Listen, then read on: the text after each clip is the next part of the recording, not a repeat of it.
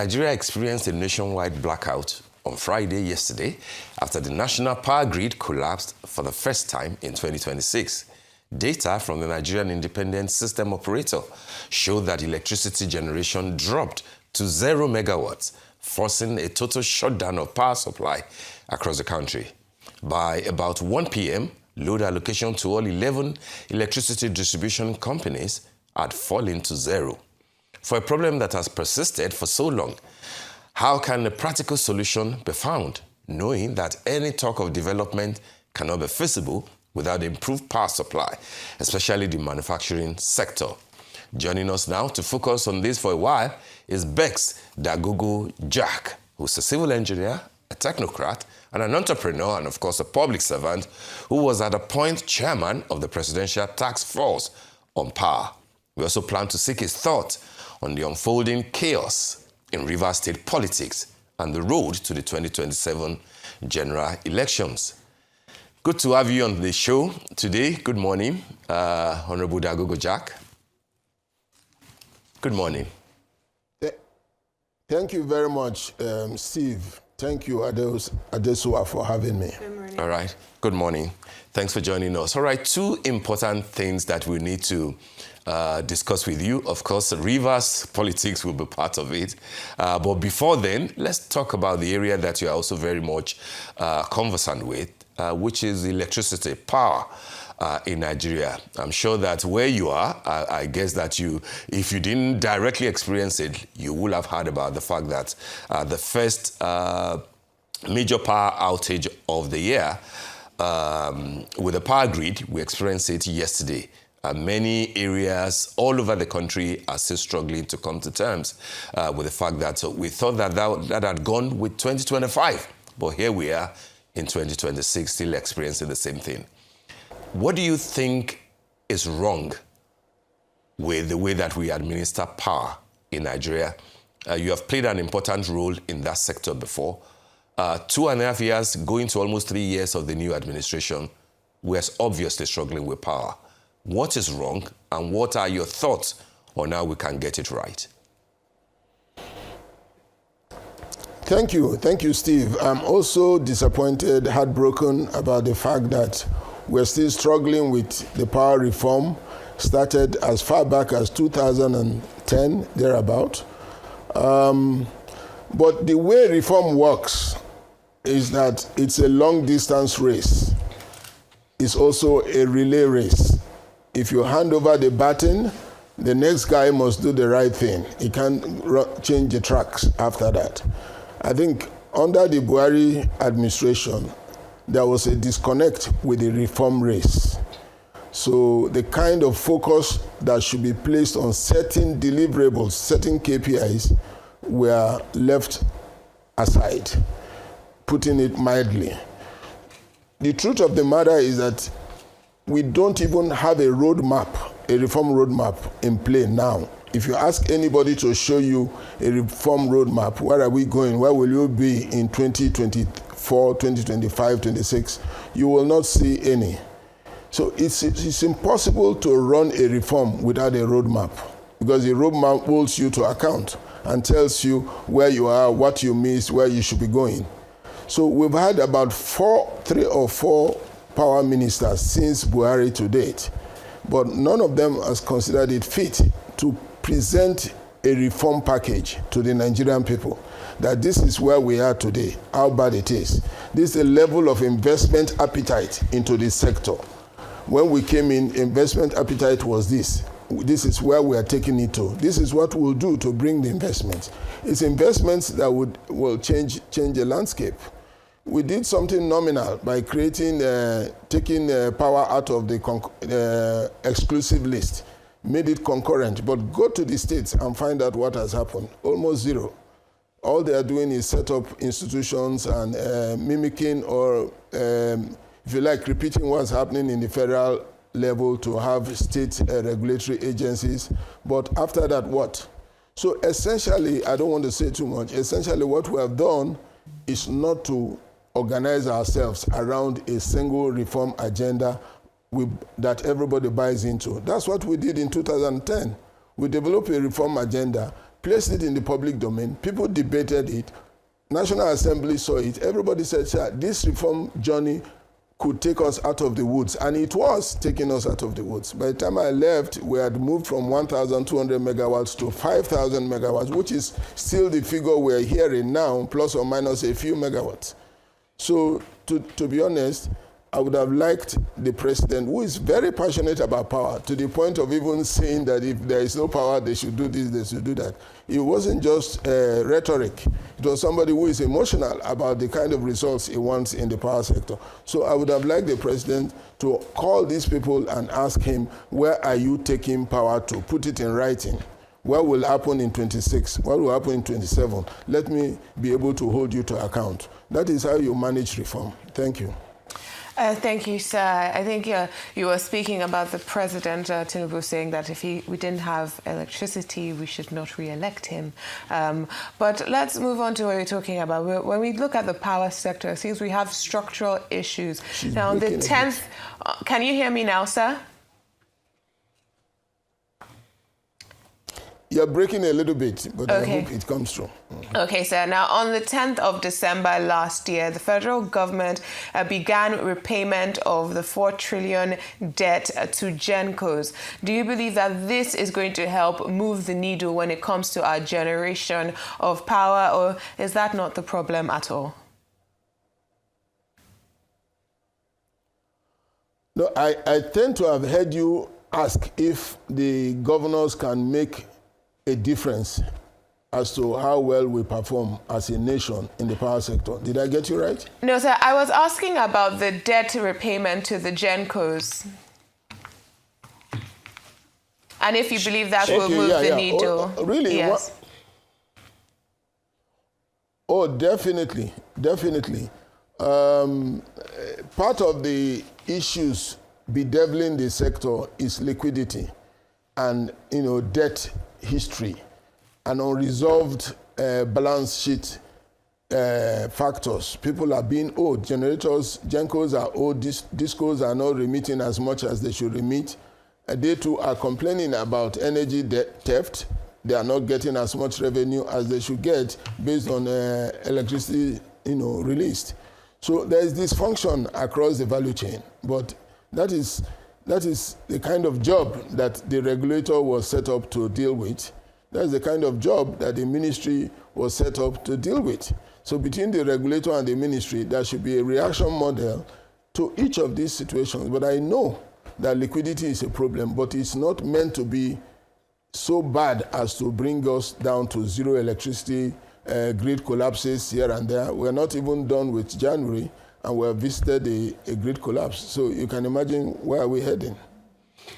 All right, Honorable Dagogo-Jack, an important intervention here. When you said earlier that there is no reform roadmap from this government, many in the government would disagree with you, and one of them, has done so. And basically what they are saying is that the federal government of Nigeria, under President Bola Ahmed Tinubu, has officially adopted the National Integrated Electricity Policy, NIEP, and a new strategic implementation plan to revamp the power sector. And therefore, that it will be wrong to dismiss what the government is doing and say that there is no reform roadmap. If you add that to the landmark Electricity Act of 2023 that basically gives power to the states and even a private sector, will you still say or still argue that there's no roadmap, or is implementation, like Adesua asked the other time, is the problem? Yeah, I hear you, but I want you, Steve, to make a differential between policy and act instruments and a roadmap. Those policy instruments are very broad in their dimensions. They do not have action plans with timelines and deliverables and resources required to get there. So the policy pronouncements are good. They are good intentions. They need to be crystallized into a journey, which is what I call the roadmap. Once they are crystallized into a journey, they become more accountable. You can hold people to account because they laid out a plan for you derived from the policy. Without the policy, they will be walking blind, aimless. But you've laid out a policy, but derive a journey for me from the policy that I can hold you to account. That is missing. So if you ask the people who are in charge of the sector, where will we be in 2027 and how will we get there? You are not going to have any sound metrics given back to you. You are going to have flowery speeches. You are not going to have sound metrics. Yeah, but on the contrary, that's my worry. On the contrary, they actually insist that the National Energy Master Plan answers what you are saying. And the idea is that it should take us, the goal is that it should take us from about 5,000 megawatts to about 4% to about 9%, you know, and they are putting figures to it, a 23.2 billion energy plan that has been launched with a goal to secure 15.5 billion from private sector investment. I mean, there are different things that they are talking about, but like I said earlier, in answering that, how do you also relate that to the landmark? I consider it to be landmark, knowing what Lagos State government was trying to do at a point in terms of generation. The Landmark Electricity Act of 2023. Don't you think that that speaks to intention? It speaks to aims, you know, and aspirations of the government? I do. The intentions are infallible, cannot be faulted. The intentions are very bold. Bold intentions and delivering results are related, but they are not automatic. You have to do some work to translate intentions to results. Now, that's where ownership of the process matters. They can say it's to be 9,000 megawatts, and we've heard this story several times. I mean, without, you know, being disrespectful to any administration, but people have been calling these figures. Calling the figures and getting there. There is a mechanism for doing it. We need to even know which power plants that will come on to add value in specific terms. Do you have a final investment decision on them? When will you do groundbreaking? This is the kind of details you need to tie into your pronouncement so people are marrying the data and making sense out of it. We don't see that. Okay, thank you, sir. Now, we brought you here not just to talk about power today, but also the situation in Rivers State, with the judge recently halting the impeachment proceedings against Governor Sim Fubara. Do you believe that this is going to bring peace and calm to the state and possibly better service delivery to the people who elected Sim Fubara in the first place? Thank you. Thank you. As you know, I'm from Rivers State. The crisis has impacted us very badly, way more than the people can measure. You know, the stability, the economic stability thrives on confidence. Investors thrives on reliability, that what is happening today is what will happen tomorrow. But when you don't know what tomorrow will bring, so far as the crisis is concerned, you are actually dealing with the economy, not just Governor Fubara, but you are attacking the economy of the state. So this crisis has made some of us who have been impacted, who can reason, go through the process of thinking, where is this crisis coming from? Some of the summaries that we came up with are very troubling, to the extent that you could argue that this crisis was premeditated. It's almost inescapable. It has nothing to do with the governor. If anybody else had been governor from where he came from, we may have gone through the same circuit show. Is premeditated and designed, architected by somebody who wants to play on the intelligence of a section of the state. Oh, you've been crying for this, you want power to come here, so I've given you this. But the person I gave you is not capable, so it's not my fault. This is the kind of funny and devilish scheme that somebody was running, but along the line, it ran into a glitch. We must understand that it's only God that is perfect. He created all things and he saw that they were good. We are humans. There was an agenda. The agenda ran into a glitch. Since then, there has been effort to recover. Instead of pulling back, withdrawing, apologizing, and allowing the governor to do his tenure as everybody else has done.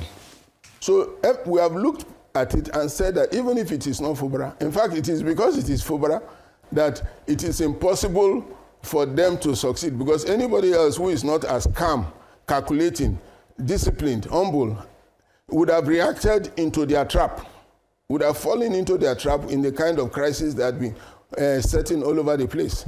We have 27 assembly members who have decided that they will not be loyal to the state, they will be loyal to an individual. And they constitute themselves into snakes in the house. How many people can live in a house with 27 snakes? Even former Governor Wike, if he had 27 snakes when he was there, he won't build all these flyover bridges. He won't have the peace of mind. So it is unfair for these people elected by us in their different local governments to constitute themselves into the kind of danger that they've constituted, that a man should not do his 4 years. Today it's difficult to even say you want to assess Fubara, because where are you starting from? He's fighting, he's working, he's fighting, he can't sleep, and you want to assess him. And somebody is enjoying that kind of scenario in the state. It's very unfortunate. Yeah, but I mean, you once sought to be governor in Rivers State, so you understand the terrain, you know the politics. I get the point that you appreciate the calmness that Governor Fubara brings to the table. But a lot of people, even though they might be sympathetic towards, his plight, but then they are saying that he's not playing the right politics. That how can you be in office, going, nudging 3 years, and you can't boast of 10, 12, 15 assembly members out of 27? Is that not, does that not show that, he's still a kind of a novice, even if he has good intentions as far as politics is concerned? And therefore, where do you think all this is headed?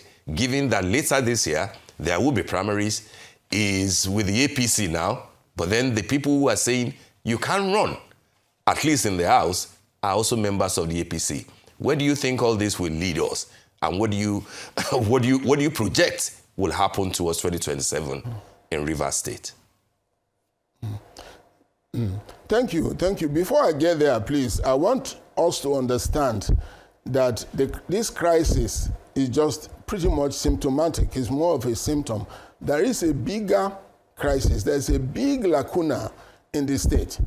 I'll tell you that every state, every economic system runs on the backbone of a leadership and ownership fabric, not necessarily by people who are in active politics. In fact, typically not by people who are in active politics. And the leadership and ownership fabric, typically an assemblage, a conglomerate of traditional rulers, religious leaders. We have technocrats and retired civil servants at the apex of their career. We have men and women from the armed forces who retired at the apex of their career. Then we have statesmen who used to be active politicians but have left politics, and the legacies they left behind entitle them to be in this assemblage to manage the direction of affairs in the state.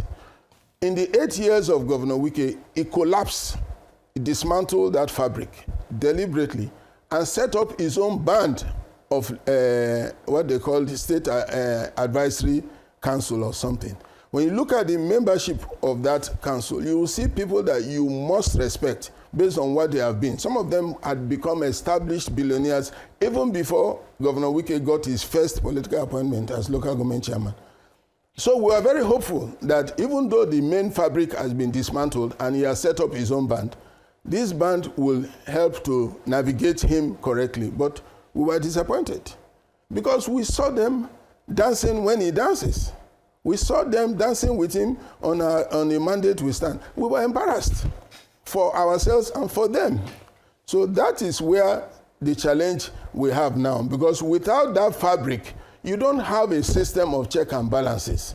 You don't. These assemblymen were meant to be check and balance, but you can watch their footsteps. There's nothing check and balance. They are stooges of one person. He makes a call, he says jump, they ask him how high.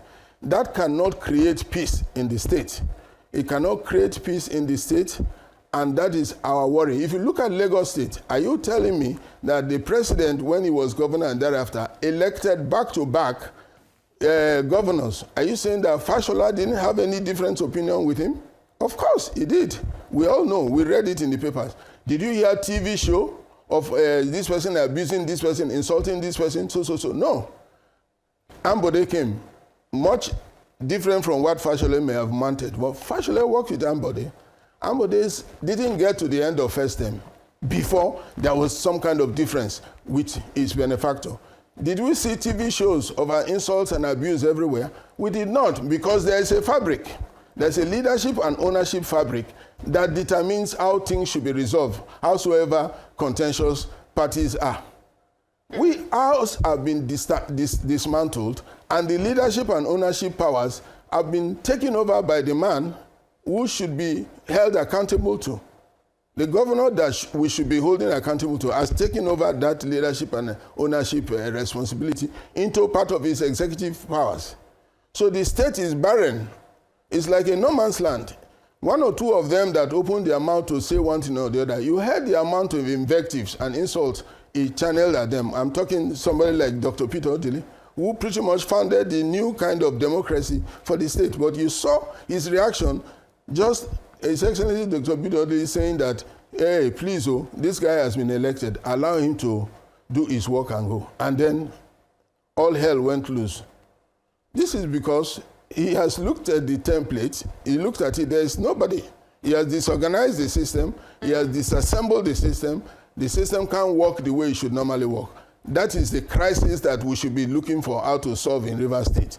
Because even if Fubara tomorrow decides to imitate his predecessor, where is the check and balance? Where is the room to call Fubara to account and say, no, you can't go this way? Because it's been disorganized. And autocrats don't like check and balance. Despots don't like check and balance. So we have played into a very tight corner where if the leaders and owners of the state don't rise up to take back their position in the equation of governance in the state, you can expect more crisis than this. Okay, so now it sounds like the political elite have taken a hit here, but I want you to ask you what you're describing. What does it say about our democracy in Nigeria? A lot of young people are starting to look at they're not getting the dividends of democracy. They're not getting the dividends from this process. But now you're talking about even the political elite are being shut out of the process in Rivers State. What does it say about the health of our nation and our democracy in this nation? It's scary, for want of better description. A lot of distortions have taken place. Back in the day when we were much younger, we said, I don't want to play politics because it is done in murky waters.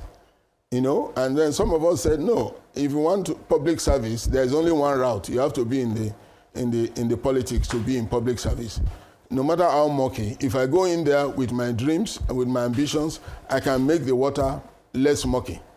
But now, the water has become murky beyond control, if you ask me. So I feel bad for our younger generation. What template will they come into if they want to play in politics? Which template will they aspire to imitate? There's a very, very narrow minority of people in the political space who still hold on to the kind of values that will move Nigeria from level to level.